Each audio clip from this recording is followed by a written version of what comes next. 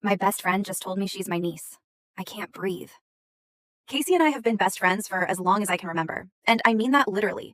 There is not a single memory from my childhood that doesn't have her in it. Our moms were inseparable. They met at a neighborhood block party back in 2004, and after that, it was like they became one unit. Friday dinners, Sunday church, every holiday, every birthday, every ordinary Tuesday that somehow became a sleepover. So by the time Casey and I were old enough to form our own memories, we didn't have to try to be friends. We just were. We shared everything. First day of kindergarten, same class, sat next to each other, matching backpacks by accident. Little league soccer in third grade. We both quit after 2 weeks because we were genuinely terrible. Our first crushes in middle school. Hers was a boy named Derek, who didn't know she existed. Mine was a boy named Tyler, who very much knew I existed and still chose to ignore me. When we turned 14, our moms threw us a joint birthday party. Pink and gold decorations across the entire backyard. A custom cake with both our names on it. They made a whole scrapbook of photos from every year of our friendship and presented it to us in front of everyone. Casey and I were so embarrassed we could barely look at each other, but we kept that scrapbook. It's still sitting on my shelf right now. We were not just friends. We were family. Or at least, that's what I thought. Last spring, I moved to Boston for college. It was the first time in my entire life that Casey and I had ever been in different cities. We promised each other it wouldn't change anything.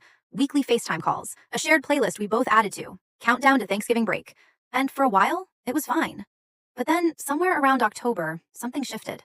Casey started taking longer to reply. One-word answers, canceled 2 FaceTimes in a row. I told myself she was busy adjusting to life without me around, picking up more hours at work, finding her footing.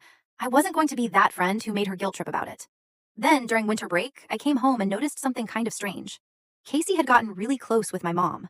Like, closer than usual. They were already close, they always had been, but this felt different. They'd go on walks together. My mom would mention Casey in conversation in this careful, gentle way, like she was choosing her words. One night, I walked into the kitchen and they stopped talking the moment they heard me. I asked my mom about it. She just smiled and said Casey missed me and needed some extra support while I was gone. That made sense to me, so I let it go. But then I went back to Boston, and Casey got even more distant. We went from one-word answers to no answers at all. She left me on read for 11 days straight. I went back through our messages trying to figure out what I had done wrong. I couldn't find anything.